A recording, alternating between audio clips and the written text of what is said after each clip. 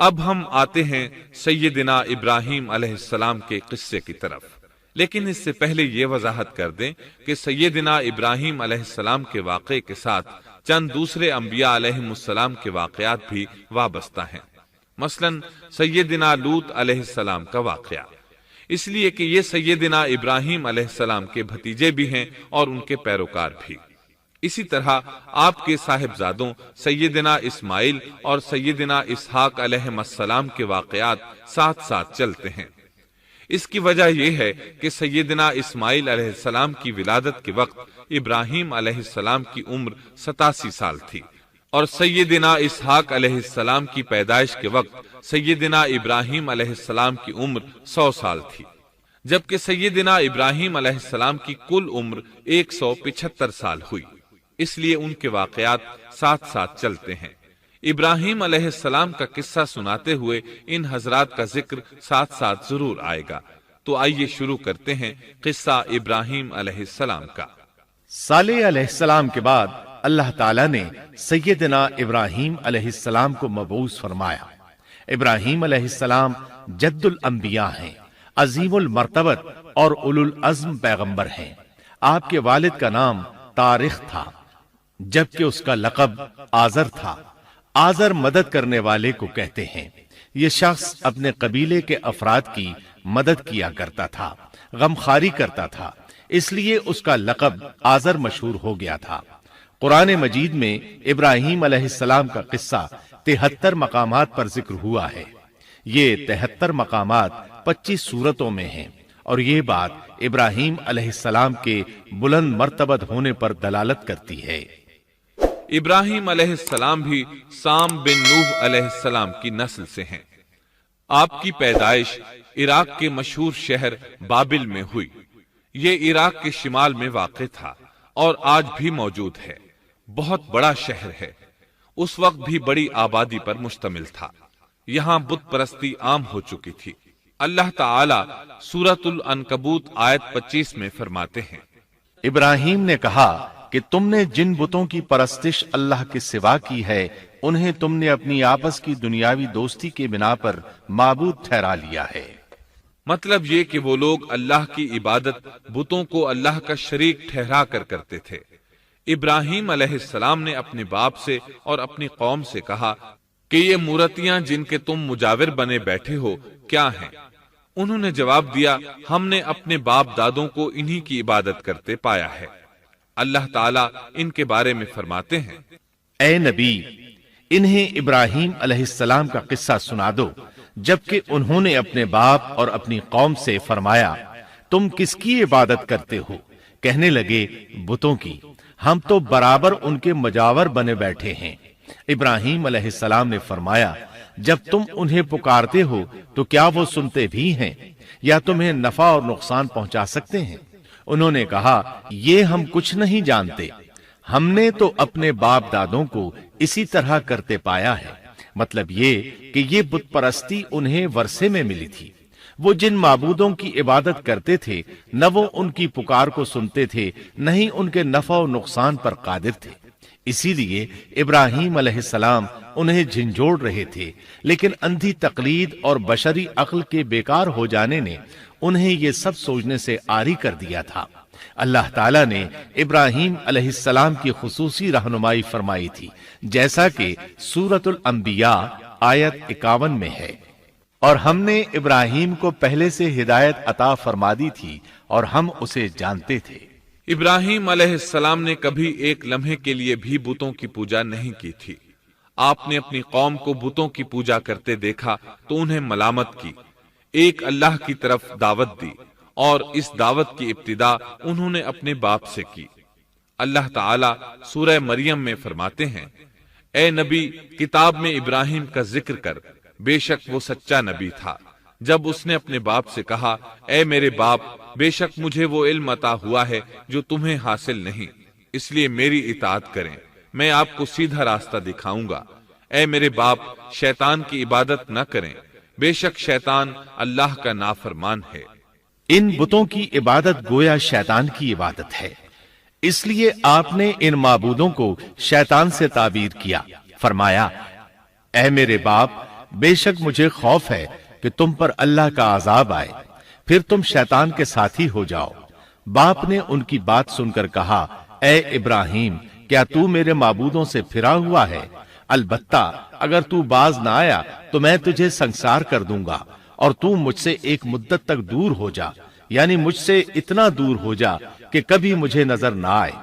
ابراہیم علیہ السلام نے اپنے باپ پر نرمی اور مہربانی کرتے ہوئے ان سے کہا، آپ پر سلامتی ہو، میں اپنے رب سے آپ کے لیے بخشش طلب کرتا رہوں گا۔ لیکن جب بعد میں ان پر واضح ہو گیا کہ وہ تو اللہ کا دشمن ہے تو ابراہیم علیہ السلام اس سے بے تعلق ہو گئے۔ سورہ توبہ آیت 114 میں اللہ فرماتے ہیں، اور ابراہیم کا اپنے والد کے لیے بخشش طلب کرنا ایک وعدے کی وجہ سے تھا جو وہ اس سے کر چکے تھے، لیکن جب انہیں معلوم ہو گیا کہ وہ اللہ کا دشمن ہے تو اس سے بیزار ہو گئے۔ بے شک ابراہیم بڑے نرم اور تحمل والے تھے۔ کسی ایماندار کے لیے جائز نہیں کہ وہ کسی کافر کے لیے دعائے مغفرت کرے، بلکہ مومن پر حرام ہے کہ وہ کسی کافر یا عیسائی وغیرہ کے لیے مغفرت طلب کرے یا اس سے یہ کہے کہ اللہ تجھ پر رحم کرے۔ ابراہیم علیہ السلام کے والد نے انہیں دھمکی دی تھی کہ اگر تم اس دعوت سے باز نہ آئے تو میں تمہیں سنسار کر دوں گا۔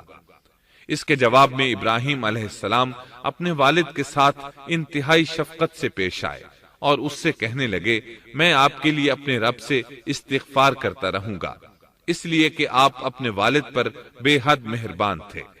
اسی لیے اللہ تعالیٰ بھی ابراہیم علیہ السلام پر بے حد مہربان تھے، اور آپ کا لقب خلیل الرحمن رکھ دیا گیا۔ خلت محبت کا وہ انتہائی درجہ ہے جس کے ساتھ دل محبت سے بھر جاتا ہے، یعنی وہ بہت سے لوگوں سے بڑھ کر اللہ تعالیٰ کو محبوب تھے۔ والد کے سخت جواب کے بعد ابراہیم علیہ السلام نے ان سے علیحدگی اختیار کر لی اور انہیں مخاطب کر کے فرمایا، میں تمہیں چھوڑتا ہوں اور جنہیں تم اللہ کے سوا پکارتے ہو ان کو بھی چھوڑتا ہوں، میں اپنے رب کو پکاروں گا۔ مجھے امید ہے میں اپنے رب کو پکار کر محروم نہیں رہوں گا۔ آپ اللہ کے پیارے اور پسندیدہ نبی تھے۔ جب آپ نے اپنی قوم کو توحید کی دعوت دی اس وقت آپ نوجوان تھے، آپ کی عمر 16 سال تھی۔ ساتھ میں آپ اس بات پر غور و فکر بھی کرتے کہ آخر یہ لوگ بتوں کی پوجا کیوں کرتے ہیں۔ آپ کا دل ان کے شرک پر بہت کوڑتا۔ آخر آپ نے مصمم ارادہ کر لیا کہ اس شر اور فساد کی جڑ کو کاٹ کر رہیں گے، یعنی ان بتوں کو توڑ کر رہیں گے۔ آپ اپنی قوم کو بتوں کو توڑ دینے کی دھمکی دیتے رہے۔ اس دھمکی کا ذکر اللہ تعالیٰ نے سورۃ الانبیاء آیت 57 میں کیا ہے، اور اللہ کی قسم میں تمہارے بتوں کا علاج کروں گا جب تم پیٹھ پھیر کر جا چکے ہوگے۔ یہ بات ابراہیم علیہ السلام نے پوشیدہ نہیں اعلانیہ کہی تھی۔ آخر انتظار کا وقت ختم ہوا، عید کا دن آ پہنچا۔ عید کے دن وہ لوگ صبح سویرے گھر سے نکلنے سے پہلے کھانا پکا کر اپنے معبودوں کے سامنے رکھتے تھے، پھر شہر سے باہر ایک میدان میں جمع ہوتے، وہاں کھیلتے کودتے خوشیاں مناتے، ناز سے چلتے پھرتے اور کھانا کھاتے۔ شام کو گھروں کی طرف آتے، صبح بتوں کے پاس جو کھانا رکھ گئے تھے اس کو اٹھاتے اور تبرک سمجھ کر کھا جاتے۔ اپنے معمول کے مطابق انہوں نے عید کی تیاری کر لی، لیکن ابراہیم علیہ السلام تیار نہ ہوئے، اس لیے کہ وہ تو ان کے ساتھ جانے کا ارادہ ہی نہیں رکھتے تھے۔ وہ لوگ جانے سے پہلے ابراہیم علیہ السلام کے پاس آئے اور کہنے لگے، کیا آپ ہمارے ساتھ نہیں جائیں گے؟ سیدنا ابراہیم علیہ السلام نے آسمان کی طرف نگاہ کی اور فرمایا، میں بیمار ہوں۔ یہ تمام واقعہ سورۃ الانبیاء آیات 51 تا 58 میں بیان ہوا ہے۔ یقیناً ہم نے ابراہیم کو پہلے سے ہدایت فرما دی تھی اور ہم اسے جانتے تھے، جبکہ اس نے اپنے باپ سے اور اپنی قوم سے کہا کہ یہ مورتیاں جن کے تم مجاور بنے بیٹھے ہو کیا ہیں؟ سب نے کہا، ہم نے اپنے باپ دادوں کو انہی کی عبادت کرتے پایا ہے۔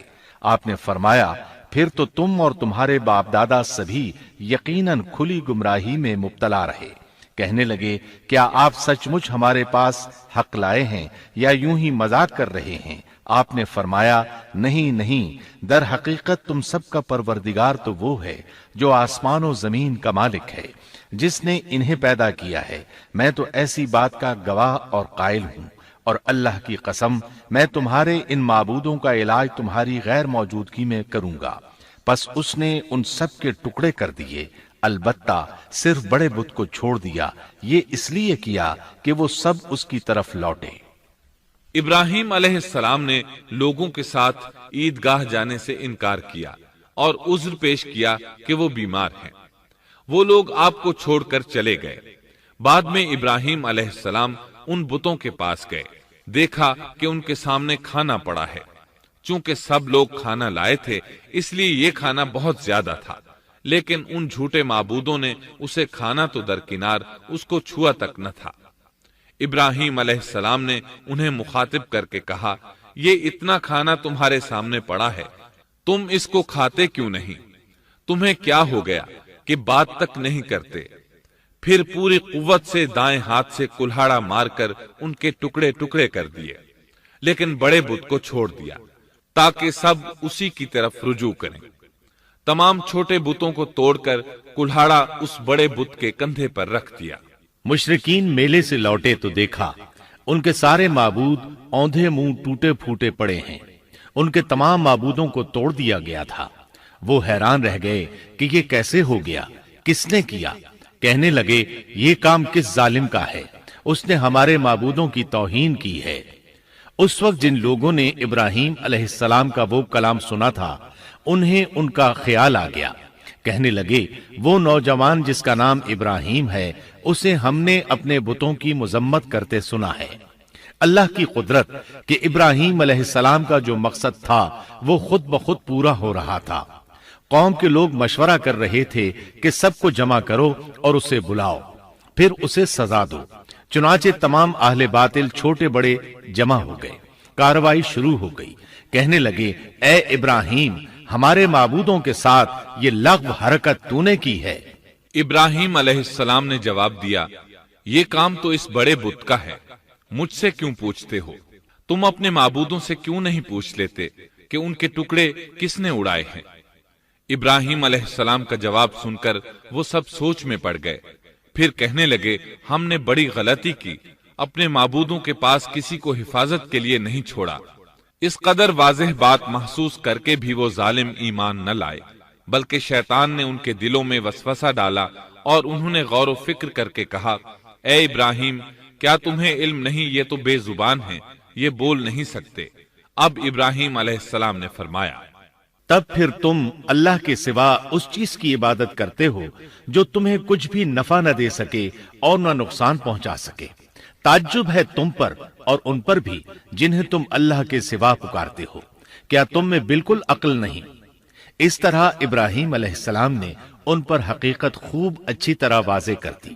ان سے فرمایا تم ان کی پوجا کرتے ہو جن کو تم خود تراشتے ہو، یعنی ان کا حال تو یہ ہے کہ تم نے ان کو خود اپنے ہاتھوں سے تراشا اور ان کی عبادت کرنے لگے، جبکہ تمہیں اور تمہاری بنائی ہوئی چیزوں کو اللہ ہی نے پیدا کیا ہے۔ ابراہیم علیہ السلام نے ایک کلہاڑے کی مدد سے ان سب بتوں کو تہس نہس کر دیا تھا۔ یہ اس بات کی واضح ترین نشانی تھی کہ یہ بالکل بے بس ہیں، لیکن اس واضح نشانی کے باوجود وہ اپنے کفر ہی پر ڈٹے رہے اور لگے ابراہیم علیہ السلام کو دھمکیاں دینے۔ کہنے لگے اس کے لیے ایک آتش کدہ بناؤ اور اسے اس دہکتی آگ میں ڈال دو۔ پھر ان لوگوں نے ایک چٹیل میدان کا انتخاب کیا جہاں مٹی نام کی کوئی چیز نہیں تھی۔ اس میدان کو پتھروں کی باڑ کے ساتھ گھیر دیا گیا۔ پھر سب لوگوں کو حکم دیا گیا کہ وہ لکڑیاں جمع کر کے اس گھیری ہوئی جگہ میں رکھیں۔ چنانچہ سب لوگ لکڑیاں جمع کر کے وہاں لانے لگے، یہاں تک کہ عورتوں اور بچوں نے بھی اس کام میں بڑھ چڑھ کر حصہ لیا۔ میدان میں اتنی لکڑیاں جمع ہو گئیں کہ زمین نظر نہیں آتی تھی۔ یہ لکڑیاں زمین پر ایک اونچی دیوار محسوس ہوتی تھیں۔ پھر ان لکڑیوں کو آگ لگائی گئی۔ جب آگ کے شعلے آسمان سے باتیں کرنے لگے تو انہوں نے ابراہیم علیہ السلام کو آگ میں ڈالنے کے لیے ایک جھولا تیار کیا۔ اس میں سیدنا ابراہیم علیہ السلام کو رکھا گیا۔ اس وقت آپ نے یہ دعا پڑھی، حسبنا اللہ ونعم الوکیل۔ ہمیں اللہ کافی ہے اور وہی بہترین کارساز ہے۔ یہ کلمہ ہر محتاج اور مصیبت زدہ کو پڑھنا چاہیے۔ بخاری میں ہے، رسول اللہ صلی اللہ علیہ وسلم نے فرمایا، حسبنا اللہ و نعم الوکیل ابراہیم علیہ السلام نے اس وقت فرمایا تھا جب انہیں آگ میں پھینکا جانے لگا تھا۔ مطلب یہ کہ ہم اللہ ہی پر بھروسہ کرتے ہیں، اس کے سوا ہمارا کسی پر بھروسہ نہیں۔ بعض روایات میں یہ بھی ہے کہ جب ابراہیم علیہ السلام کو آگ میں ڈالا جانے لگا تو جبریل علیہ السلام آئے اور کہا، اے ابراہیم، کوئی حاجت ہے تو میں حاضر ہوں۔ ابراہیم علیہ السلام نے فرمایا، اگر تم اپنی مرضی سے آئے ہو تو مجھے تمہاری کوئی ضرورت نہیں۔ ایک دوسری روایت میں ہے کہ بارش کے فرشتے نے حاضر ہو کر کہا تھا، اے ابراہیم، مجھے حکم دیجئے میں بارش برسا کر اس آگ کو بجھا دوں۔ لیکن ایسی تمام روایات ضعیف ہیں۔ یوں بھی اللہ کا حکم ان سے پہلے کام کرنے والا تھا۔ اللہ تعالیٰ سورہ انبیاء آیت 69 اور 70 میں فرماتے ہیں، ہم نے کہا، اے آگ ابراہیم پر ٹھنڈی ہو جا اور سلامتی والی ہو جا۔ گو انہوں نے ابراہیم کا برا چاہا لیکن ہم نے انہیں ہی نقصان پانے والا کر دیا۔ چنانچہ جب ابراہیم علیہ السلام کو آگ میں ڈالا گیا تو وہ ٹھنڈی ہو گئی۔ ابن عباس رضی اللہ عنہما فرماتے ہیں، اگر اللہ تعالیٰ آگ سے یہ نہ فرماتے کہ سلامتی والی ٹھنڈی ہو جا تو وہ اس قدر سرد ہو جاتی کہ اس کی ٹھنڈک سے تکلیف محسوس ہوتی۔ گویا آگ بھی اللہ کے حکم کے بغیر نہیں جلا سکتی، چھری اللہ کے حکم کے بغیر نہیں کاٹ سکتی، اس لیے کہ یہ بھی اللہ کی مخلوق ہیں اور ان کی قدرت بھی اللہ کے پاس ہے۔ وہ چاہے تو ان کو قدرت عطا کر دے، چاہے تو قدرت واپس لے لے۔ آگ کو ٹھنڈا ہونے کا حکم ہوا، وہ ٹھنڈی ہو گئی۔ اس نے نہ ابراہیم علیہ السلام کے کپڑے جلائے، نہ جسم کے کسی حصے کو کوئی نقصان پہنچایا، صرف وہ رسیاں جلائیں جن سے آپ کو باندھا گیا تھا۔ سبحان اللہ۔ لوگ آگ کے گرد اس انتظار میں کھڑے تھے کہ جو ہی انہیں آگ میں پھینکا جائے گا وہ جل کر راکھ ہو جائیں گے، لیکن وہ یہ دیکھ کر حیران رہ گئے کہ ابراہیم علیہ السلام بڑے ناز سے آگ کے درمیان بیٹھے ہیں۔ بعض روایات میں ہے کہ ابراہیم علیہ السلام فرمایا کرتے تھے، مجھے ان دنوں جو راحت اور سکون حاصل تھا ویسا آگ سے نکلنے کے بعد نہیں ہوا۔ لوگ اس معجزے کو دیکھ کر حیرت زدہ تھے۔ پھر ابراہیم علیہ السلام آگ سے نکلے۔ اتنا بڑا معجزہ دیکھنے کے باوجود لوط علیہ السلام کے سوا کوئی شخص پورے بابل شہر سے ان پر ایمان نہ لایا۔ اللہ تعالیٰ فرماتے ہیں، پس ابراہیم پر لوط ایمان لائے۔ مطلب یہ کہ پوری بستی سے لوط علیہ السلام تھے جو آپ پر ایمان لائے تھے، باقی تمام لوگ کفر ہی پر ڈٹے رہے۔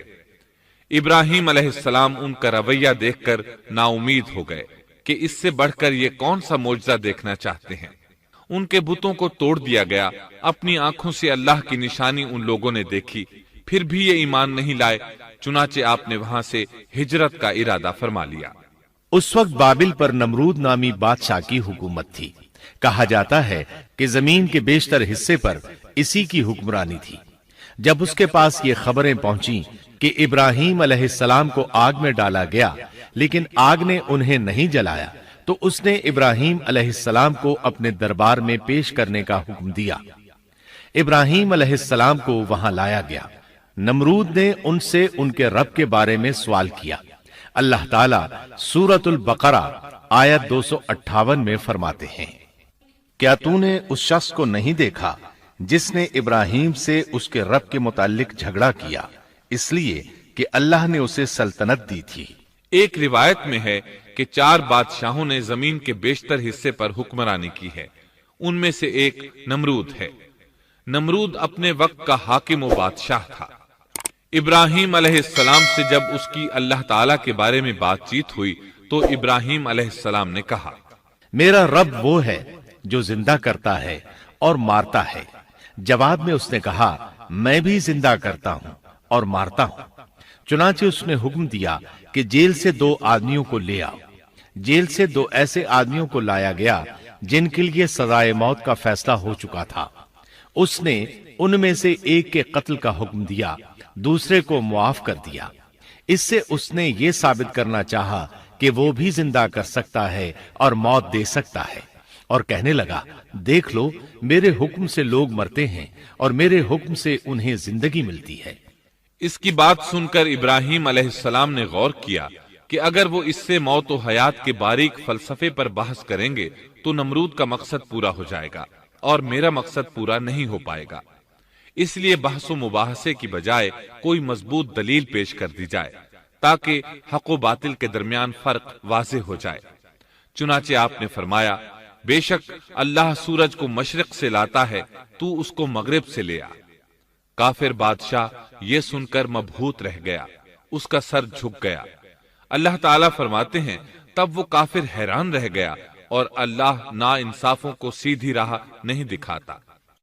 ان تمام باتوں کے بعد نمرود کو یہ معلوم کرنے کی ضرورت نہیں رہی کہ ابراہیم علیہ السلام آگ سے کیسے نجات پا گئے، کیونکہ حقیقت اس پر آشکار ہو چکی تھی۔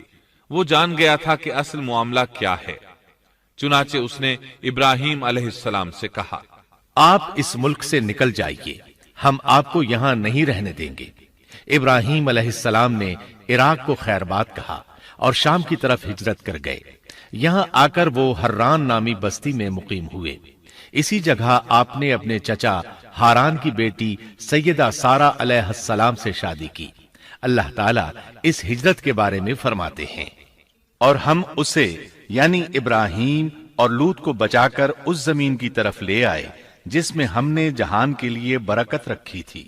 جب آپ حران کے مقام پر پہنچے تو وہیں ٹھہر گئے، وہیں رہنے لگے۔ یہاں آ کر آپ کا شمار بنو حران میں ہونے لگا۔ آپ لوگوں کو اسی شہر میں رہنے کی دعوت دیتے۔ اس شہر کے لوگ بتوں کی پوجا نہیں کرتے تھے بلکہ ستاروں کو پوجتے تھے۔ ابراہیم علیہ السلام نے جب ان کی یہ حالت دیکھی تو ارادہ کر لیا کہ ان لوگوں کو بتائیں گے کہ ستاروں کی عبادت کرنا باطل ہے۔ یہ لوگ چونکہ نجوم پرست تھے اس لیے ان کی عبادت کا وقت رات کو ہوتا تھا اور یہ لوگ رات کے وقت عبادت کرتے تھے، کیونکہ ان کے معبود یعنی ستارے رات ہی کو طلوع ہوتے ہیں۔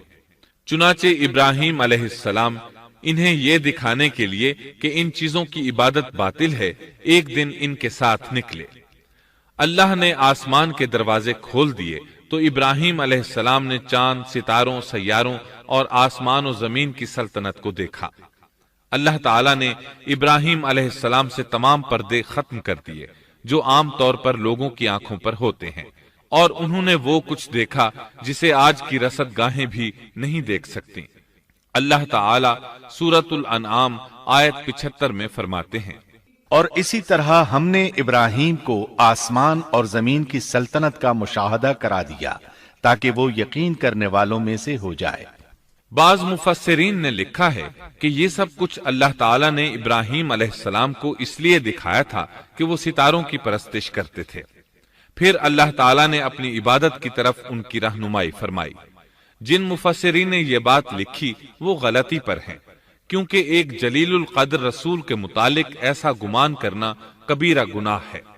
آسمان اور زمین کی سلطنت اور دیگر معجزات دکھانے کے بعد اللہ تعالیٰ فرماتے ہیں آسمان اور زمین کی پیدائش یقیناً انسان کی پیدائش سے بہت بڑا کام ہے۔ اللہ تعالیٰ ایک دوسرے مقام پر فرماتے ہیں آسمان اور زمین میں بہت سی نشانیاں ہیں جن سے یہ منہ موڑ کر گزر جاتے ہیں۔ ابراہیم علیہ السلام حران شہر کے ستارہ پرستوں کو لے کر ایک رات نکلے۔ اچانک ایک ستارہ طلوع ہوا، اس کی چمک دمک بہت تھی، شکل صورت کے لحاظ سے بھی بہت خوبصورت تھا۔ اس وقت ابراہیم علیہ السلام نے بطور مذاق کہا یہ میرا رب ہے، لیکن جب وہ ستارہ کچھ دیر بعد چھپ گیا تو کہنے لگے یہ تو غروب ہو گیا۔ یہ رب کیسے ہو سکتا ہے؟ جو چھپ جائے وہ رب نہیں ہو سکتا، پس میں تو غروب ہونے والوں کو پسند نہیں کرتا۔ اگلے روز وہ پھر ان لوگوں کو ساتھ لے کر نکلے تو چاند کو دیکھا۔ یہ شکل صورت میں ستاروں سے کہیں زیادہ خوبصورت تھا، روشن تھا، لیکن یہ بھی غروب ہو گیا تو ابراہیم کہنے لگے اگر مجھے میرے رب نے ہدایت نہ کی تو میں گمراہ لوگوں میں شامل ہو جاؤں گا۔ اے اللہ تو کہاں ہے؟ اپنی طرف میری رہنمائی کر۔ ان باتوں سے ابراہیم علیہ السلام ان لوگوں کو غور و فکر کی دعوت دے رہے تھے تاکہ وہ غور کریں، آخر رب چھپ کیسے سکتا ہے؟ اگر چاند رب ہے اور دن کے وقت کسی کو اپنے معبود کی حاجت ہوگی تو وہ کیا کرے گا؟ لہذا چاند کسی صورت رب نہیں ہو سکتا۔ پھر جب دن چڑھا اور سورج طلوع ہوا تو کہنے لگے یہ میرا رب ہے، یہ تو سب سے بڑا ہے۔ پھر لوگوں کو مخاطب کر کے کہنے لگے تم رات کو چھوٹے چھوٹے ستاروں کی پوجا کرتے ہو، کیوں نہ تم اتنے بڑے ایک ہی رب کی پوجا کر لو۔ لیکن جب وہ بھی غروب ہو گیا تو کہنے لگے یقیناً میں تمہارے شرک سے بیزار ہوں، یہ معبود کیسے ہو سکتے ہیں؟ ان میں تو تبدیلی آتی رہتی ہے، کبھی طلوع ہوتے ہیں کبھی غروب ہوتے ہیں۔ یہ اس بات کی دلیل ہے کہ یہ مخلوق ہیں اور ان کا خالق کوئی اور ہے جس کے حکم کے یہ تابع ہیں۔ جب یہ خود مخلوق ہیں اور کسی اور کے تابع ہیں تو کسی کو نفع نقصان پہنچانے پر کس طرح قادر ہو سکتے ہیں؟ پھر اپنی قوم کو مخاطب کر کے کہنے لگے میں اپنا رخ اس کی طرف کرتا ہوں جس نے آسمانوں کو یکسو ہو کر پیدا کیا، اور میں شرک کرنے والوں میں سے نہیں ہوں۔ اب بھی وہ اپنی بات پر اڑے رہے۔ تب آپ نے فرمایا تم مجھ سے اللہ کے بارے میں جھگڑ رہے ہو، مجھے تو اللہ راہ دکھا چکا ہے اور اس نے مجھے دلیل عطا فرمائی ہے۔ میں یقیناً جانتا ہوں کہ تمہارے تمام معبود بے بس اور بے طاقت ہیں۔ جاؤ تم سے اور تمہارے ان معبودوں سے جو ہو سکے کر لو، میرے رب کی مرضی کے بغیر کچھ بھی نہیں ہو سکتا۔ میرے رب نے ہر چیز کے علم کو اپنے گھیرے میں لے رکھا ہے، کیا پھر بھی تم نصیحت حاصل نہیں کرو گے؟ اور میں تمہارے معبودوں سے خوف کیوں کھاؤں؟ تم اللہ سے نہیں ڈرتے؟ ان کو اللہ کا شریک ٹھہرا رہے ہو، اللہ نے اس کی کوئی دلیل نازل نہیں کی۔ اگر تم میں صحیح علم ہے تو تم ہی بتلا دو کہ ہم دونوں جماعتوں میں سے امن کا زیادہ حقدار کون ہے؟ امن انہی کے لیے ہے جو ایمان لانے کے بعد دین کو شرک سے خلط ملط نہیں کرتے۔ حقیقت میں ہدایت یافتہ وہی لوگ ہیں۔ یہی ہمارے وہ دلائل تھے جو ہم نے ابراہیم علیہ السلام کو ان کی قوم کے مقابلے میں عطا کیے تھے، اور ہم جسے چاہیں مرتبے میں بڑھا دیں۔ بے شک تیرا رب بڑی حکمت والا ہے۔ ان لوگوں نے پھر بھی کفر ہی کیا، کوئی بھی ایمان نہ لایا۔ چنانچہ ابراہیم علیہ السلام نے ایک بار پھر ہجرت کی اور مصر جا پہنچے۔ مصر کے بادشاہ کو خبر ملی کہ ایک شخص ہجرت کر کے آیا ہے اور اس کے ساتھ ایک عورت ہے، وہ بہت زیادہ حسین و جمیل ہے۔ چنانچہ اس ظالم نے اپنے کارندوں کو بھیجا کہ اس عورت کو میرے پاس لے آؤ، ساتھ ہی اس سے پوچھنا کہ تمہارے ساتھ جو آدمی ہے وہ کون ہے، اگر وہ اس کا خاوند ہو تو اسے قتل کر دینا۔ ادھر بادشاہ نے اپنے کارندوں کو حکم دیا، ادھر اللہ نے ابراہیم علیہ السلام کی طرف وحی بھیج دی۔ انہوں نے سارہ علیہ السلام سے کہا اگر وہ تجھ سے میرے بارے میں پوچھیں تو بتا دینا تم میری بہن ہو۔ پھر سارہ سے بولے اے سارہ، روئے زمین پر میرے اور تیرے سوا کوئی مومن نہیں، یعنی یہ کافروں کی سرزمین ہے، یہاں کوئی مومن نہیں، اس لحاظ سے تم میری دینی بہن ہو۔ پھر بادشاہ نے ابراہیم علیہ السلام کو پیش کرنے کا حکم دیا۔ اس نے آپ سے پوچھا یہ عورت کون ہے؟ آپ نے فرمایا یہ میری بہن ہے۔ اس طرح ابراہیم علیہ السلام کی زندگی میں 3 موقع ایسے آئے کہ انہوں نے اللہ کے دین کی حمایت اور مدافعت کے لیے توریہ کیا۔ توریہ کا مطلب یہ ہے کہ واقعہ کچھ اور ہو لیکن کوئی شخص کسی خاص مصلحت کی وجہ سے اسے 2 معانی والے الفاظ کے ساتھ اس انداز میں بیان کرے کہ سننے والا اس واقعہ کو نہ سمجھ سکے بلکہ اس کا ذہن خلاف واقعہ چیز کی طرف منتقل ہو جائے۔ شریعت نے بعض مخصوص حالات میں اس کی اجازت دی ہے۔ وہ 3 مواقع جہاں ابراہیم علیہ السلام نے توریہ فرمایا ان کی وضاحت کچھ اس طرح ہے۔ ایک یہ کہ آپ نے میلے پر نہ جانے کی غرض سے ان لوگوں سے کہا تھا کہ میں بیمار ہوں۔ دوسرے موقع پر یہ فرمایا تھا یہ کام اس بڑے سردار بت کا ہے۔ تیسرے سارہ علیہ السلام کو دینی بہن قرار دیا۔ اس ظالم بادشاہ نے سارہ علیہ السلام کو اپنی تحویل میں لے لیا۔ جب سارہ علیہ السلام کو معلوم ہوا کہ وہ ایک بدکار شخص ہے تو انہوں نے اللہ تعالیٰ سے دعا کی، اے اللہ تجھے معلوم ہے میں تجھ پر اور تیرے نبی پر ایمان لائی ہوں اور اپنے جسم کو اپنے خاوند کے سوا ہر ایک سے محفوظ رکھا ہے، لہذا آپ اس کافر کو مجھ پر مسلط نہ کیجیے گا۔ چنانچہ اس کافر بادشاہ نے جب سیدہ سارہ کو پکڑنے کے لیے اپنا ہاتھ بڑھایا تو اس کا ہاتھ شل ہو گیا اور اپنی جگہ پر جم گیا۔ وہ لگا چیخ پکار کرنے، اس میں اتنی طاقت نہ رہی کہ اپنے ہاتھ کو حرکت دے سکے۔ اس کی آواز سن کر اس کے محافظ بھاگے ہوئے آئے، انہوں نے اس کے ہاتھ کو چھڑانا چاہا لیکن چھڑا نہ سکے۔ اس کی یہ حالت دیکھ کر سیدہ سارہ خوف زدہ ہو گئیں۔ انہوں نے سوچا اگر یہ مر گیا تو لوگ کہیں گے اسے میں نے قتل کیا ہے، چنانچہ انہوں نے اللہ سے دعا کی کہ اسے چھوڑ دیا جائے۔ اللہ تعالیٰ نے آپ کی دعا قبول کر لی، اس کا ہاتھ ٹھیک ہو گیا، لیکن وہ ظالم پھر بھی نہ ڈرا۔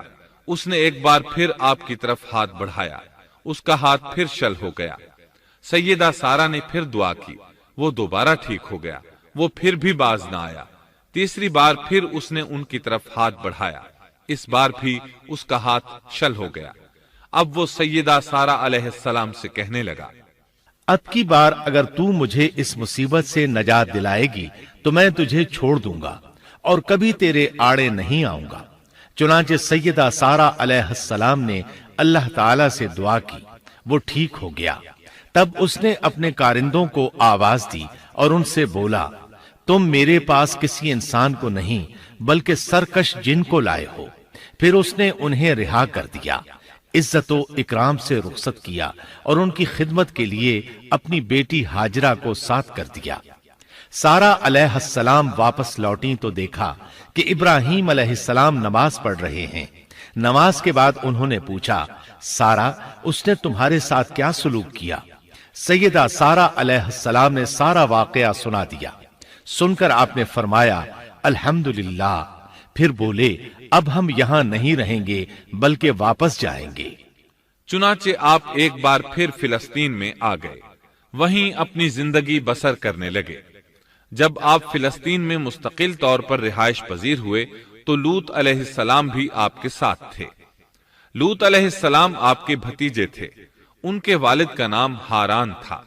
یہ بچپن ہی سے سیدنا ابراہیم علیہ السلام کے زیر سایہ رہے، انہی کے ہاں پرورش پائی، اس لیے دین حق فوراً قبول کر لیا۔ جب سیدنا ابراہیم علیہ السلام نے عراق سے شام کی طرف ہجرت کی تو یہ آپ کے ساتھ تھے، وہاں سے حران گئے، تب بھی ساتھ تھے۔ پھر مصر کی طرف ہجرت کی تو بھی لوط علیہ السلام ان کے ساتھ تھے۔ آخر کار جب آپ نے مصر کو بھی خیر بات کہا اور فلسطین آ گئے تب بھی یہ ساتھ تھے۔ اب ابراہیم علیہ السلام نے لوط علیہ السلام کو حکم دیا کہ وہ بستی سدوم کی طرف چلے جائیں، اس لیے کہ اس بستی کے لوگ کفر کی انتہائی گہرائی میں جا چکے ہیں، انہیں کفر و شرک سے نکالنے کے لیے وہاں جائیں، انہیں اللہ کے احکام سنائیں، اللہ کی طرف دعوت دیں۔ چنانچہ لوط علیہ السلام تو اس طرف روانہ ہو گئے اور ادھر فلسطین میں صرف 3 مسلمان رہ گئے، ابراہیم علیہ السلام، ان کی زوجہ محترمہ سیدہ سارہ اور سیدہ ہاجرہ علیہ السلام وہیں رہائش پذیر رہے اور لوگوں کو مسلسل اللہ کی طرف دعوت دیتے رہے۔ یہاں یہ بے شمار مال و دولت کے بھی مالک بن گئے۔ جب ان کی عمر 85 یا 86 سال ہوئی تو سارہ علیہ السلام نے سوچا، میں بانجھ ہوں، میرے خاوند بوڑھے ہیں، لیکن اولاد کی تمنا ہے، تو کیوں نہ میں اپنی لونڈی ہاجرہ ہدیے اور تحفے کے طور پر ابراہیم علیہ السلام کو دے دوں۔ چنانچہ ہاجرہ ابراہیم علیہ السلام کو مل گئیں، انہوں نے ان سے شادی کر لی۔ اللہ رب العزت نے جلد ہی ان کے بطن سے آپ کو اسماعیل علیہ السلام عطا فرمائے۔ ہاجرہ علیہ السلام کے ماں بننے پر اور ان کی اولاد کو دیکھ کر سیدہ سارہ علیہ السلام کو فطری طور پر غیرت کا احساس ہوا۔ اللہ کی قدرت دیکھیے، خود ہی انہیں ہاجرہ کو تحفے میں دیا تاکہ اولاد حاصل ہو، اور جب وہ ماں بن گئیں تو اب غیرت محسوس کر رہی ہیں۔ اپنی اس کیفیت سے مجبور ہو کر سیدہ سارہ نے ابراہیم علیہ السلام سے کہا، آپ مجھے اس کے ساتھ ایک جگہ پر نہ رکھیں۔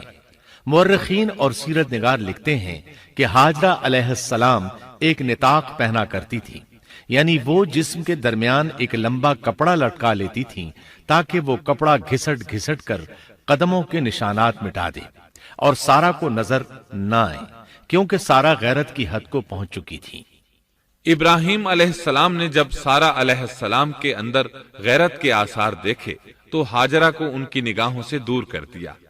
ادھر اللہ کا حکم بھی نازل ہو گیا کہ اپنی بیوی ہاجرہ اور دودھ پیتے بچے اسماعیل کو ساتھ لے لیں اور مکہ کی طرف رخ کر لیں۔ ابراہیم علیہ السلام مکہ کی طرف روانہ ہوئے، یہاں تک کہ مکہ پہنچ گئے۔ یہ جگہ اس وقت بالکل ویران اور بے آباد تھی، نہ کوئی انسان تھا، نہ پانی، نہ نباتات کے آثار تھے، غرض کوئی چیز نظر نہیں آتی تھی، بس پہاڑوں کے درمیان ایک بے آب و گیاہ میدان تھا۔ یہی وہ مقدس اور تاریخی وادی تھی جہاں ابراہیم علیہ السلام اپنی زوجہ اور لخت جگر کو چھوڑ کر واپس پلٹے۔ سیدہ ہاجرہ علیہ السلام کو بہت حیرت ہوئی۔ انہیں یہ امید نہیں تھی کہ ان کے خاوند انہیں ایک بے آباد جگہ تنہا چھوڑ کر چل دیں گے۔ اس پر بچے کی ذمہ داری الگ تھی، چنانچہ انہوں نے ابراہیم علیہ السلام کو آواز دی، لیکن انہوں نے مڑ کر بھی نہ دیکھا۔ اب وہ ان کے پیچھے آئیں اور قریب پہنچ کر بولی، اے ابراہیم، ہمیں کہاں چھوڑے جا رہے ہو؟ یہاں نہ پانی، نہ خوراک، نہ کوئی انسان۔ ابراہیم علیہ السلام نے پھر بھی کوئی جواب نہ دیا، کوئی پریشانی بھی ظاہر نہ کی اور چلتے رہے۔ سیدہ ہاجرہ بھی آپ کے پیچھے چلتی رہیں اور پوچھتی رہیں کہ ہمیں کس کے حوالے کر کے جا رہے ہیں؟ یہاں تو کوئی بھی جاندار نہیں، مکمل طور پر بے آباد علاقہ ہے۔ لیکن انہوں نے اب بھی کوئی توجہ نہ دی۔ آخر سیدہ ہاجرہ نے کہا، کیا آپ کو اللہ نے اس کام کا حکم دیا ہے؟ اب آپ نے جواب میں فرمایا، ہاں۔ تب سیدہ ہاجرہ بولی، اگر یہ بات ہے تو اللہ تعالی ہرگز ہمیں ضائع نہیں ہونے دے گا۔ جب انسان اللہ کے احکام کو بجا لائے تو اس کے دل سے فقر و فاقے کا خوف نکل جاتا ہے اور اللہ اسے طرح طرح کے انعامات سے نوازتا ہے۔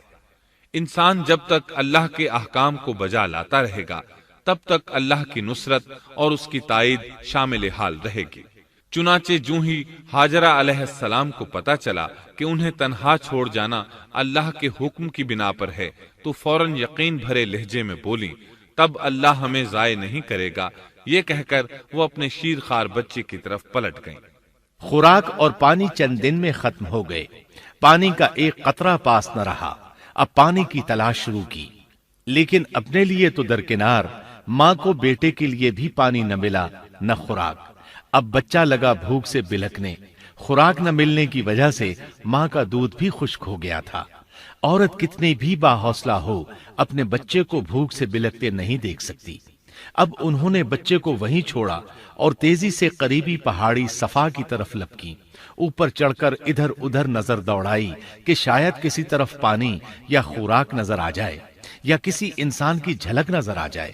جب کچھ نظر نہ آیا تو نشیب کی طرف چلی، ساتھ میں بچے کی طرف بھی دیکھتی جاتی تھی۔ نشیب میں پہنچی تو بچہ نظروں سے اوجھل ہو گیا۔ اس پر اور بے چین ہوئی اور بلندی کی طرف دوڑی۔ اس طرح مروہ پہاڑی پر چڑھ گئیں۔ وہاں بھی چاروں طرف نگاہ دوڑائی لیکن کچھ نظر نہ آیا۔ خیال آیا کہ پھر کوشش کرنی چاہیے۔ اس خیال سے مروہ پہاڑی سے اتری اور صفا کی طرف چل دی۔ درمیان میں نشیب کی وجہ سے بچہ نظر نہ آیا تو دوڑنے لگی۔ اس طرح پھر صفا پر چڑھ گئیں۔ اللہ اکبر! ایک تو عورت ذات کمزور، پھر بھوک پیاس سے نڈھال، اس پر کس قدر سعی اور کوشش میں مصروف، وہ بھی اپنے بچے کے لیے۔ بہرحال بار بار کوشش کے خیال سے انہوں نے صفا اور مروہ پہاڑیوں کے درمیان 7 چکر لگائے۔ یہی وجہ ہے مسلمان عازمین حج صفا و مروہ کے درمیان سعی کرتے ہیں تاکہ اس واقعے کی یاد تازہ ہو جائے۔ جب وہ آخری مرتبہ مروہ پر پہنچی تو انہوں نے ایک آواز سنی۔ یہ آواز اسماعیل علیہ السلام کے قریب سے آئی تھی۔ انہوں نے پوری توجہ سے آواز کو سننے کی کوشش کی اور جلدی سے اسماعیل کے قریب پہنچی۔ کیا دیکھتی ہیں؟ اسماعیل کے قدموں کے نیچے سے پانی پھوٹ رہا ہے، کیونکہ جبریل علیہ السلام کو اللہ نے اس صابرہ خاتون کی مدد کے لیے بھیجا تھا۔ انہوں نے زمزم والی جگہ پر اپنا پر مارا تو اسماعیل کے قدموں کے پاس سے ایک عظیم چشمہ رحمت نمودار ہوا۔ مستقبل کے پیغمبر کے قدموں کے نیچے سے اللہ نے جبریل فرشتے کے ذریعے زمین پھاڑ کر پانی نکال دیا۔ یہی آب زمزم کا آغاز تھا۔ ہاجرہ علیہ السلام پانی کو آنکھیں پھاڑ پھاڑ کر حیرت سے دیکھ رہی تھی۔ ان کی خوشی کی انتہا نہ رہی جب انہوں نے دیکھا پانی پھوٹ پھوٹ کر چاروں طرف بہ رہا ہے۔ زمین ہموار تھی، اس لیے انہوں نے زمین کو کھودنا شروع کر دیا تاکہ پانی ادھر ادھر نہ بہ جائے۔ پھر انہوں نے اس گڑھے کے چاروں طرف پتھر رکھ دیے اور زبان سے بولی، زم زم، اس کا مطلب ہے رک جا۔ نبی اکرم صلی اللہ علیہ وسلم کا فرمان ہے، اللہ اسماعیل کی والدہ پر رحم فرمائے، اگر وہ جلد بازی سے کام نہ لیتی تو زمزم ایک بہنے والا چشمہ ہوتا۔ لیکن انہوں نے اس کے گرد بند باندھ دیا۔ انہیں دراصل اس وقت پانی کی شدید ضرورت تھی، اس لیے انہوں نے پانی کو اپنے پاس جمع کر لیا تاکہ بہہ کر ضائع نہ ہو جائے۔ انہوں نے اسماعیل کو پانی پلایا، خود بھی خوب پیا، اور یہ اللہ تعالی کی طرف سے ان کی مہمان نوازی تھی۔ وہاں کوئی اور انسان نہیں تھا، نہ کھانے کی کوئی چیز تھی، بس یہی آب زمزم ان کے لیے کھانے اور پینے کا کام دے رہا تھا۔ اب چونکہ زمزم ایک چشمہ بن گیا تھا، اس لیے پرندے بھی آنے لگے۔ انہی دنوں عرب کے قبیلوں میں سے ایک قبیلہ بنو جرہم یمن کو خیر باد کہہ کر اس طرف آ رہا تھا۔ یمن میں ایک بہت بڑا ڈیم تھا۔ پہاڑوں کے درمیان انہوں نے پانی کو روک کر ایک بہت بڑا بند قائم کر رکھا تھا۔ اس سے پورا سال آسانی سے کھیتی باڑی کرتے تھے۔ اس ڈیم کی بدولت ان کا آب پاشی کا نظام بہت اچھا تھا۔ جب اس ڈیم کو اللہ تعالیٰ نے توڑا تو تمام لوگ وہاں سے منتشر ہو گئے اور جزیرہ عرب کے اطراف میں منتقل ہونے لگے۔ وہیں سے ہجرت کرنے والا ایک قبیلہ بنو جرہم تھا۔ یہ لوگ بنیادی طور پر عرب تھے۔ یہ قبیلہ سفر میں رہتا، جہاں کہیں پانی اور چراگاہ نظر آتے وہیں پڑاؤ ڈال دیتے۔ جب وہاں خوراک ختم ہو جاتی تو آگے سفر شروع کر دیتے۔ چونکہ وہ بہت بڑے تاجر تھے، اس بنا پر ان راستوں سے خوب واقف تھے۔ انہیں چشموں کا خوب علم تھا۔ ملک شام کی طرف بھی ان کی آمد و رفت تھی۔ یہ قبیلہ بنو جرہم مکہ کے قریب پہنچا تو فضا میں پرندوں کو منڈلاتے پایا۔ کہنے لگے، ان پرندوں کی موجودگی میں ضرور کوئی راز ہے۔ اب انہوں نے اپنے کچھ آدمی اس طرف بھیجے۔ یہ لوگ جلد ہی چشمے تک پہنچ گئے۔ انہوں نے وہاں ایک عورت اور اس کے بچے کو پایا۔ پھر وہ لوگ ان کے پاس آئے، وہاں پڑاؤ ڈالنے کی اجازت مانگی۔ سیدہ ہاجرہ نے فرمایا، ٹھیک ہے، لیکن شرط یہ ہے کہ تمہیں اجرت ادا کرنا ہوگی۔ ان کے لیے یہ سستا سودا تھا۔ ان کے پورے قبیلے کو سامان زندگی مل رہا تھا، جبکہ صرف ایک عورت اور اس کے بیٹے کی ذمہ داری ان پر عائد ہو رہی تھی۔ انہوں نے فوراً حامی بھر لی اور وہاں رہائش اختیار کر لی۔ اس طرح یہ لوگ سیدہ ہاجرہ علیہ السلام کی معیشت کا ذریعہ بن گئے، اور اس طرح سیدنا اسماعیل علیہ السلام بنو جرہم میں پرورش پاتے رہے۔ انہوں نے ان لوگوں سے عربی سیکھ لی اور ان سے بھی زیادہ عربی دان بن گئے۔ فصاحت اور بلاغت سے عربی میں بات چیت کرنے لگے۔ پھر ان کی اس قبیلے میں شادی ہو گئی۔ ان کی اولاد سے عرب قوم کا آغاز ہوا۔ انہی میں سے سرور کائنات محمد صلی اللہ علیہ وسلم کی ولادت باسعادت ہوئی۔ بنو جرہم کی آمد اور آبادی ابراہیم علیہ السلام کی دعا کا نتیجہ تھی۔ جب انہوں نے اپنی بیوی اور بچے یعنی دو کمزور انسانوں کو اس ویران جگہ چھوڑا تھا تو یہ دعا مانگی تھی، اے ہمارے پروردگار، میں نے اپنی کچھ اولاد اس بے آباد جنگل میں تیرے حرمت والے گھر کے پاس بسائی ہے۔ یہاں یہ سوال پیدا ہوتا ہے کہ کیا اس وقت بیت اللہ کی تعمیر ہو چکی تھی؟ درست بات یہ ہے کہ اس وقت خانہ کعبہ کی تعمیر نہیں ہوئی تھی۔ پھر سوال پیدا ہوتا ہے کہ کیا ابراہیم علیہ السلام کے زمانے سے پہلے اس کی تعمیر ہو چکی تھی یا صرف جگہ ہی معروف تھی؟ اس بارے میں دو طرح کی روایات ہیں۔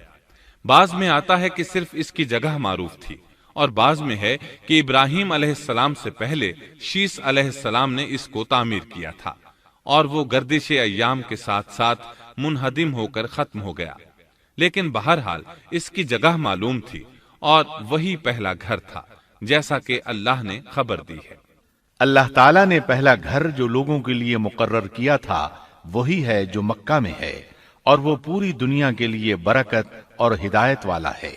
ابراہیم علیہ السلام نے اللہ تعالیٰ سے یہ دعا مانگی تھی، اے ہمارے پروردگار، میں نے اپنی کچھ اولاد اس بے کھیتی کے جنگل میں تیرے حرمت والے گھر کے پاس بسائی ہے۔ اے ہمارے پروردگار، یہ اس لیے کہ وہ نماز قائم کریں، پس تو کچھ لوگوں کے دلوں کو ان کی طرف مائل کر دے اور انہیں پھلوں کی روزیاں عطا فرما تاکہ یہ شکر گزاری کریں۔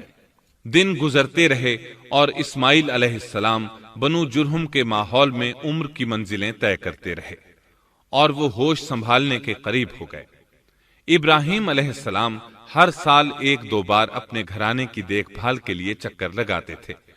جب اسماعیل علیہ السلام نے ہوش سنبھالا تو ایک بار پھر ایک عظیم آزمائش کا وقت آ گیا۔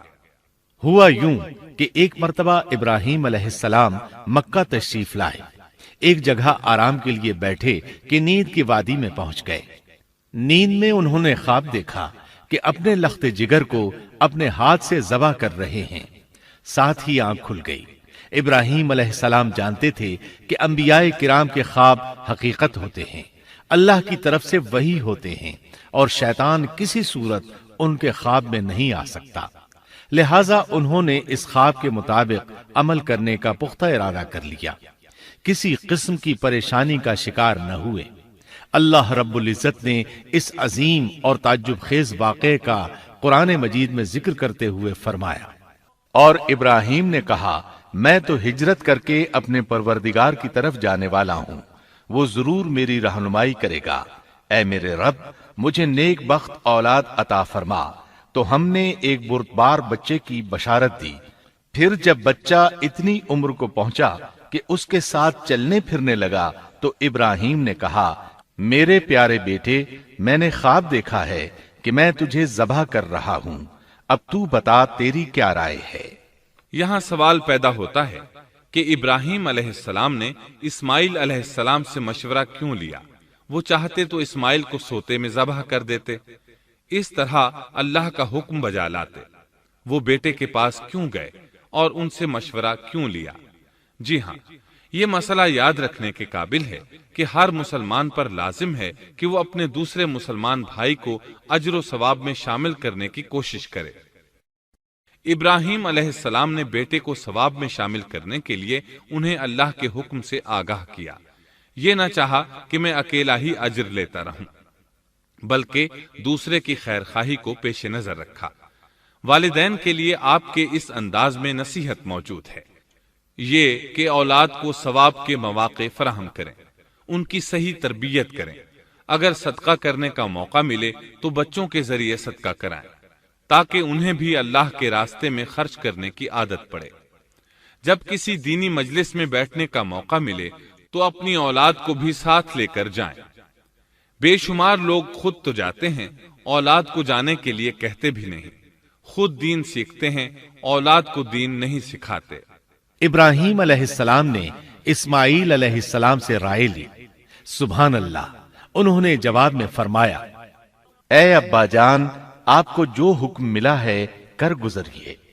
یہ نہیں کہا کہ مجھے تو حکم نہیں ہوا، بلکہ فوراً سر تسلیم خم کر دیا، اس لیے کہ وہ جانتے تھے انبیاء کا خواب حقیقت پر مبنی ہوتا ہے، اللہ کی وحی ہوتا ہے، اس لیے بالکل پریشانی ظاہر نہ کی، یہ تک نہ پوچھا مجھے کیوں ذبح کر رہے ہیں، یا میرا کیا جرم ہے، یا آپ کے پاس کون سا صریح حکم آیا ہے۔ انہوں نے ایسی کوئی بات نہ کہی۔ اللہ کی فرما برداری اسی کو کہتے ہیں۔ چنانچہ اپنے باپ سے کہا، اے ابا جان، آپ کو جو حکم ہوا ہے اس کو کر گزریے، انشاءاللہ آپ مجھے صبر کرنے والوں میں پائیں گے۔ علماء کرام فرماتے ہیں اس جملے سے ان کا انتہائی ادب اور احترام شامل ہے، اور اس میں زبردست توکل موجود ہے۔ یہ نہیں کہا کہ آپ مجھے صبر کرنے والوں میں سے پائیں گے، بلکہ آپ نے اللہ کی مشیت کو جملے میں شامل کیا اور فرمایا، انشاءاللہ آپ مجھے صبر کرنے والوں میں سے پائیں گے۔ لہٰذا مسلمانوں کو دھوکے میں نہیں پڑنا چاہیے۔ یہ نہ کہے میں سفر کروں گا، میں فلاں کام کروں گا، میں فلاں کام کے کرنے کی طاقت رکھتا ہوں، بلکہ یوں کہے اللہ نے چاہا تو میں سفر کروں گا، اللہ نے چاہا تو فلاں کام کروں گا۔ اپنے علم اور طاقت کے دھوکے میں پڑنا سراسر نادانی ہے۔ ہر چیز کا تعلق اللہ سے قائم کرے، جیسا کہ اللہ تعالیٰ فرماتے ہیں، اور ہرگز ہرگز کسی کام پر یوں نہ کہنا کہ میں اسے کل کروں گا، مگر ساتھ ہی انشاءاللہ کہہ لینا۔ اپنی زبان کو اللہ کے ذکر سے سجا کر رکھو اور ہمیشہ اپنے معاملات کو اللہ کی طرف لوٹاؤ۔ بہرحال باپ بیٹا دونوں ہی مصمم ارادے کے ساتھ اللہ کا حکم پورا کرنے کے لیے پیش ہو گئے۔ اسماعیل علیہ السلام نے اپنے والد محترم سیدنا ابراہیم علیہ السلام سے کہا، جب آپ مجھے ذبح کرنے لگیں تو میری پیشانی کو زمین پر رکھ دیجیے گا تاکہ آپ کو میرا چہرہ نظر نہ آئے اور کہیں آپ کے ہاتھ رک نہ جائیں۔ اب ابراہیم علیہ السلام نے بیٹے کی پیشانی پکڑ کر زمین پر لٹا دیا، جیسا کہ اللہ تعالیٰ نے فرمایا۔ جب دونوں مطیع ہو گئے اور ابراہیم نے اسے پیشانی کے بل لٹا دیا، اب انہوں نے چھری پکڑی اور گردن پر چلا دی، لیکن چھری نے گردن نہ کاٹی، بالکل اسی طرح جیسے آگ نے ابراہیم کو نہیں جلایا تھا، اس لیے کہ چھری میں کاٹنے کی طاقت اور آگ میں جلانے کی صلاحیت اللہ کے حکم کے بغیر نہیں آ سکتی۔ اللہ نے دونوں سے یہ طاقتیں سلب کر لیں۔ اب ابراہیم زور لگا رہے ہیں، ادھر اسماعیل علیہ السلام کہہ رہے ہیں، ابا جان جلدی کیجئے، چھری چلائیے۔ اللہ تعالیٰ نے اس واقعے کا ذکر یوں فرمایا ہے، جب وہ دونوں مطیع ہو گئے اور ابراہیم نے اسے پیشانی کے بل لٹا دیا۔ اس مطیع ہونے سے مراد اللہ کے حکم کو نافذ کرنا ہے۔ اب ظاہر ہے مطیع تو وہ پہلے بھی تھے، لیکن یہاں اسلما یعنی مطیع ہونے سے مراد کامل اسلام ہے۔ نہایت واضح اور حقیقی اسلام مراد ہے، اس لیے کہ کامل اسلام وہی ہوتا ہے جس میں بغیر کسی تردد اور توقف کے اللہ کے امر اور نہی کی تصدیق کی جائے۔ یہ تھا حقیقی اسلام۔ ہاں تو چھری چلتی رہی، گلا نہ کٹا، اس لیے کہ امتحان اور آزمائش کی تکمیل ہو چکی تھی۔ یہ بات ثابت ہو چکی تھی کہ اللہ کا حکم نافذ کرنے میں دونوں پوری طرح کوشاں ہیں۔ اللہ تعالیٰ بھی فرما برداری ہی کا صلہ عطا فرماتے ہیں۔ چنانچہ آواز آئی، ہم نے اسے پکارا، اے ابراہیم تو نے خواب کو سچ کر دکھایا، یقیناً ہم اسی طرح نیکوکاروں کو جزا دیا کرتے ہیں۔ یقیناً یہ ایک کھلی آزمائش تھی۔ تاریخ کا ایک عظیم ترین امتحان اور کڑی آزمائش دنیا کو آج بھی حیرت میں ڈال دیتی ہے۔ کون ہے جو بیٹے کو ذبح کرنے پر تیار ہو جائے، خاص طور پر اس صورت میں جب اولاد بھی اکلوتی ہو، جس کی وجہ سے 86 سال کے بعد آنگن میں بہار آئی ہو۔ پھر اس کی قربانی کا بھی واضح حکم نہیں دیا گیا تھا، اشارتاً خواب میں رہنمائی کی گئی تھی۔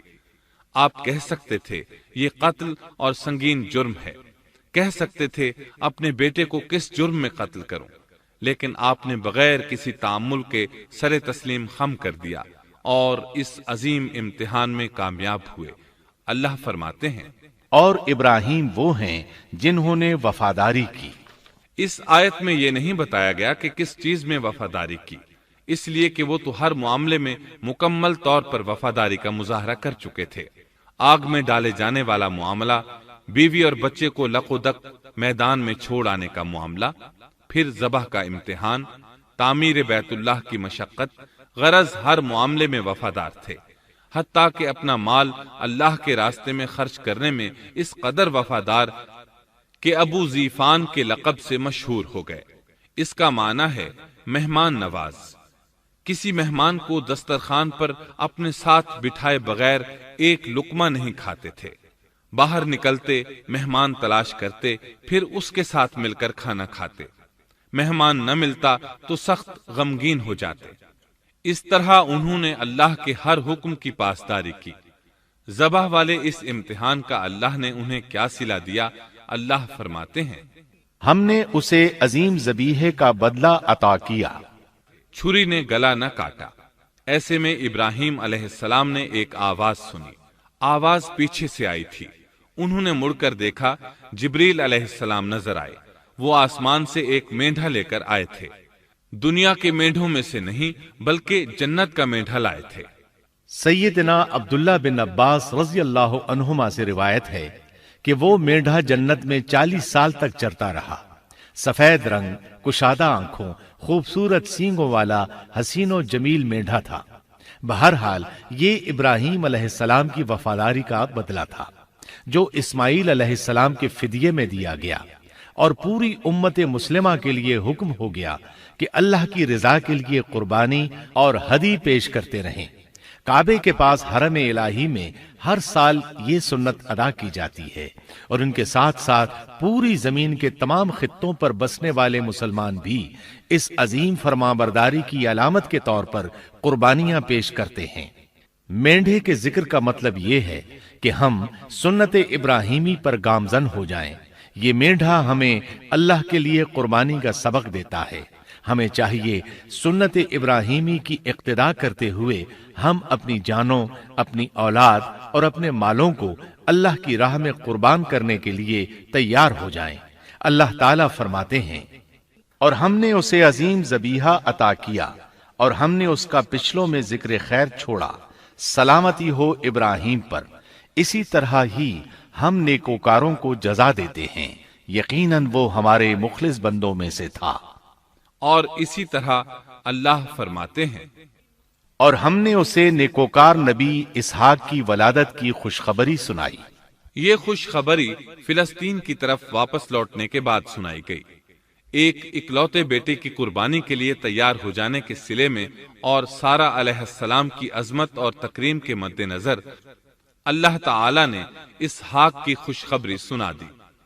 یہ آیت ذبح کے واقعے کے بعد اللہ تعالی نے ذکر فرمائی ہے، اس لیے معلوم ہوا پچھلی آیات میں اسحاق کے علاوہ کسی اور بیٹے کا ذکر ہوا ہے، اور وہ اسماعیل علیہ السلام ہی تھے، جبکہ یہودی روایات میں اسحاق علیہ السلام کو ذبیح قرار دیا جاتا ہے۔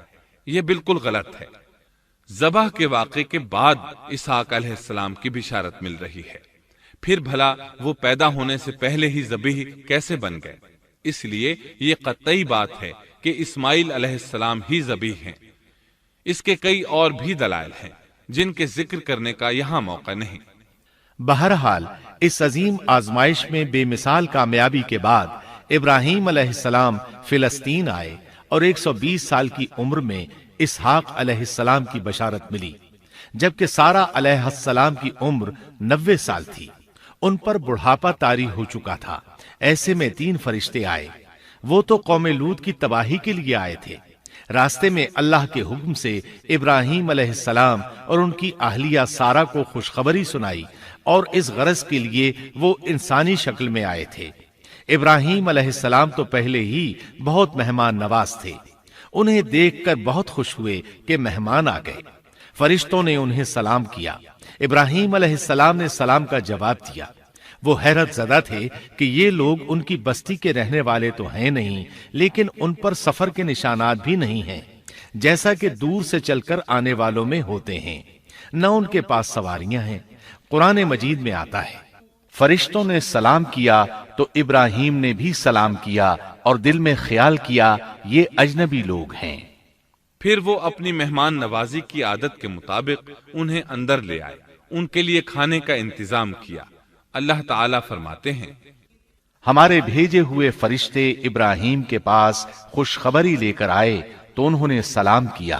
ابراہیم نے سلام کا جواب دیا اور فوراً بھنا ہوا بچڑا لے آئے، اور بچڑا بھی موٹا تھا۔ ان کے سامنے کھانا پیش کیا، لیکن وہ بھلا کب کھانے کی طرف ہاتھ بڑھانے والے تھے۔ یہ دیکھ کر ابراہیم علیہ السلام نے خوف محسوس کیا کہ کہیں یہ دشمن نہ ہو۔ اس وقت فرشتوں نے کہا، ابراہیم نہ ڈر، ہم تو قوم لوط کی طرف بھیجے گئے ہیں۔ جب انہوں نے یہ باتیں کی تو سارہ علیہ السلام پاس کھڑی تھی۔ وہ ہنسنے لگی۔ وہ خوشخبری سے پہلے کیوں ہنس پڑی؟ علماء اس بارے میں کہتے ہیں کہ جب انہوں نے سنا یہ فرشتے لوط علیہ السلام کی بستی کو تباہ کرنے جا رہے ہیں تو ان کے خاتمے کی خبر سن کر وہ ہنستی۔ اس کے بعد فرشتوں نے یہ خوشخبری سنائی، ہم نے اسے اسحاق کی پیدائش کی خوشخبری دی، اور اسحاق کے بعد یعقوب پوتے کی بھی خوشخبری دی۔ بہت جلد ہی ہم اسحاق سے تیری ویران گود کو آباد کریں گے، اور تو اپنی زندگی میں اس کے بیٹے یعقوب کو بھی دیکھ لے گی۔ اب 3 بشارتیں جمع ہو گئیں۔ بیٹا پیدا ہوگا، لمبی عمر ملے گی یعنی بیٹا جوان ہوگا، اور پھر وہ اپنے پوتے کو بھی دیکھے گی۔ اس سے بڑھ کر کیا عزت اور تکریم ہو سکتی ہے؟ اس لیے جب نبی کریم صلی اللہ علیہ وسلم سے پوچھا گیا کریم یعنی عزت والا کون ہے، تو آپ نے فرمایا کریم بن کریم بن کریم بن کریم، یعنی یوسف بن یعقوب بن اسحاق بن ابراہیم علیہ السلام۔ مطلب یہ کہ نبی بن نبی بن نبی بن نبی۔ یہ یوسف علیہ السلام کی شان ہے کہ خود بھی کریم، باپ بھی کریم، دادا بھی کریم اور پردادا بھی کریم۔ اس سے بڑھ کر عزت افزائی کیا ہو سکتی ہے؟ بہرحال فرشتوں نے انہیں خوشخبری دی۔ پھر انہوں نے ابراہیم کو ایک صاحب علم لڑکے کی بشارت دی۔ خوشخبری سن کر سیدہ سارہ حیران ہوئی، مارے حیرت کے منہ سے ہلکی سی چیخ نکل گئی۔ انہوں نے اپنے رخسار پر ہاتھ مارا جیسا کہ عورتوں کی عادت ہوتی ہے، کہنے لگی ہائے افسوس، کیا میں بچہ جنوں گی حالانکہ میں بانجھ ہوں اور میرے خاوند بوڑھے ہیں؟ یہ تو حیرت کی بات ہے۔ ایک دوسری جگہ اللہ تعالیٰ نے یہ الفاظ فرمائے، کہنے لگی میں بوڑھی اور بانجھ ہوں، بھلا میں بچے کو کیسے جنم دوں گی؟ اس پر فرشتوں نے کہا تو اللہ کے حکم پر تعجب کرتی ہے، اے اہل بیت، یہ تو اللہ کی تم پر رحمت اور برکت ہے، وہ بہت بزرگ اور قابل تعریف ہے۔ دوسری آیت میں ہے انہوں نے کہا اسی طرح تیرے رب نے فیصلہ کیا ہے اور ہمیں کہا ہے، یقیناً وہ بہت حکمت والا ہے اور علم رکھنے والا ہے۔ یہ تھی اسحاق علیہ السلام کی ولادت کی خوشخبری۔ ابراہیم علیہ السلام مکے میں سیدنا اسماعیل علیہ السلام سے ملنے کے لیے آتے رہتے تھے۔ ایک روز آئے تو ان سے کہا اے میرے بیٹے، اللہ تعالیٰ نے مجھے حکم دیا ہے کہ اس مقام پر اللہ کا گھر تعمیر کرنا۔ اسماعیل علیہ السلام نے فوراً کہا میں حاضر ہوں۔ اس طرح انہوں نے کھدائی شروع کی۔ ایسے میں انہیں شیش علیہ السلام کی تعمیر کے آثار نظر آئے۔ انہوں نے اس پر تعمیر شروع کر دی۔ ایک روایت میں یہ بھی ہے کہ انہوں نے فرشتوں والی بنیادوں کے آثار بھی دیکھے۔ نبی کریم صلی اللہ علیہ وسلم کی جوانی کے دنوں میں جب مکے کے قریش نے کعبے کی تعمیر نئے سرے سے کی تو انہوں نے اس کی بنیادوں کو گہرا کرنا چاہا۔ وہ کھدائی کرتے ان سبز پتھروں تک پہنچ گئے جو پہاڑوں کی چوٹیوں کی طرح نظر آ رہے تھے۔ انہوں نے ان پتھروں کو نکالنا چاہا۔ ایک شخص نے کدال کے ذریعے ایک پتھر کو باہر نکالا تو اس کے نیچے سے اتنا نور نکلنے لگا کہ قریب تھا وہ شخص اندھا ہو جاتا۔ پھر پتھر خود بخود نیچے جا گرا اور اپنی جگہ پر جم گیا۔ اس کے بعد لوگوں نے ان پتھروں کو ہاتھ نہ لگایا اور تعمیر شروع کر دی۔ قرآن مجید میں تعمیر کعبہ اور بیت اللہ کا تذکرہ اس طرح آیا ہے، اور جب ہم نے بیت اللہ کے مکان میں ابراہیم کو جگہ دی اور فرمایا کہ میرے ساتھ شرک نہ کرنا اور میرے گھر کو طواف، قیام اور رکوع و سجود کرنے والوں کے لیے پاک رکھنا، اور فرمایا بے شک لوگوں کے لیے جو پہلا گھر تعمیر کیا گیا ہے وہ مکہ میں ہے، وہ جہان والوں کے لیے برکت اور ہدایت کا ذریعہ ہے، اس میں واضح نشانیاں ہیں، مثلا مقام ابراہیم، تو جو کوئی حرم میں داخل ہوگا وہ امن میں آ جائے گا۔ اور یاد کرو اس وقت کو جب ابراہیم کو اس کے پروردگار نے کئی باتوں کے ذریعے آزمایا، وہ ان میں پورے اترے تو اللہ نے فرمایا میں آپ کو تمام لوگوں کا امام بنا رہا ہوں۔ ابراہیم نے کہا اے میرے رب، میری اولاد میں سے بھی امام بنائیے۔ جواب میں اللہ نے فرمایا میرا امامت کا وعدہ ظالم لوگوں کے لیے نہیں ہے۔ اور اس وقت کو یاد کرو جب ہم نے بیت اللہ کو ثواب اور امن کی جگہ بنا دیا اور لوگوں نے مقام ابراہیم کو جائے نماز بنا لیا۔ ہم نے ابراہیم کو حکم دیا کہ میرے گھر کو طواف، اعتکاف، رکوع اور سجود کے لیے پاک رکھو، اور وہ وقت بھی یاد رکھو جب ابراہیم نے دعا کی اے پروردگار اس شہر کو امن والا بنا دے اور اس کے مومن بندوں کو پھلوں کا رزق عطا کر۔ اللہ تعالیٰ نے فرمایا میں کافروں کو بھی تھوڑا فائدہ دوں گا، پھر انہیں آگ کے عذاب کی طرف بے بس کر دوں گا، یہ پہنچنے کی جگہ بری ہے۔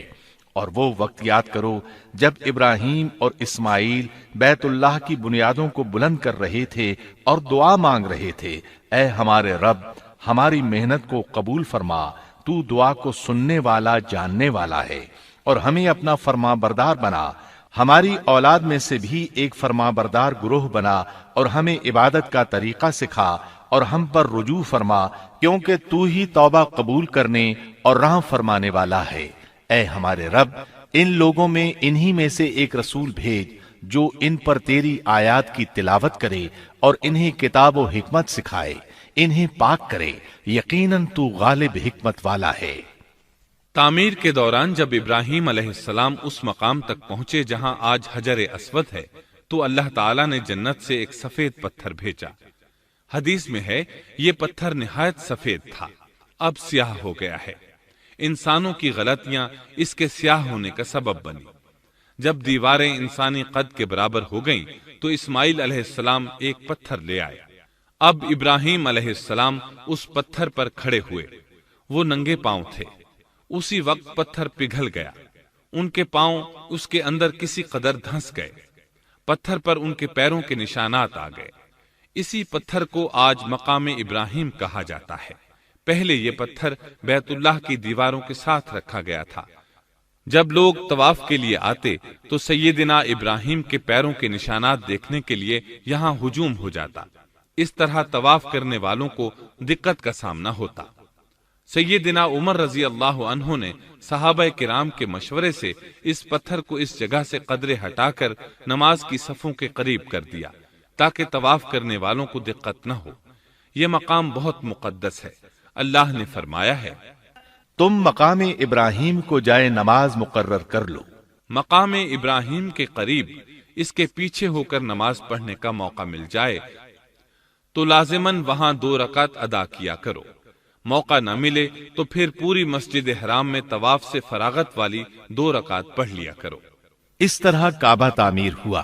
تب نیا حکم آیا، لوگوں میں جو استطاعت رکھے اس پر اللہ کے لیے حج بیت اللہ فرض ہے، اور جو شخص جان بوجھ کر اعراض کرے تو اللہ جہانوں سے بے نیاز ہے اور اسے اس کی کوئی پرواہ نہیں۔ ادھر ابراہیم علیہ السلام کو اللہ تعالی کی طرف سے اشارہ ہوا، لوگوں میں حج کا اعلان کر دیں۔ ابراہیم علیہ السلام کہنے لگے، اللہ، میری آواز بھلا کس کس تک پہنچے گی؟ جواب آیا، آپ کے ذمے آواز لگانا ہے، پہنچانا ہمارا کام ہے۔ چنانچہ آپ عرفات کے ایک پہاڑ پر چڑھے اور آواز لگائی، لوگو، بیت الحرام کا حج کرو۔ اللہ تعالیٰ نے معجزانہ طور پر یہ آواز تمام انسانوں تک پہنچا دی، خواہ وہ پیدا ہوئے تھے یا نہیں۔ دوسرا معجزہ یہ ہوا کہ اللہ نے بیت اللہ اور اس کے حج کی محبت لوگوں کے دلوں میں ڈال دی۔ اللہ نے فرمایا، وَأَذِّن فِي النَّاسِ بِالْحَجِّ يَأْتُوكَ رِجَالًا وَعَلَى كُلِّ ضَامِرٍ يَأْتِينَ مِن كُلِّ فَجٍّ عَمِيقٍ۔ اور آپ لوگوں میں حج کا اعلان کر دیں، وہ آپ کی طرف پیدل بھی آئیں گے اور دبلے پتلے اونٹوں پر بھی دور دور سے آئیں گے۔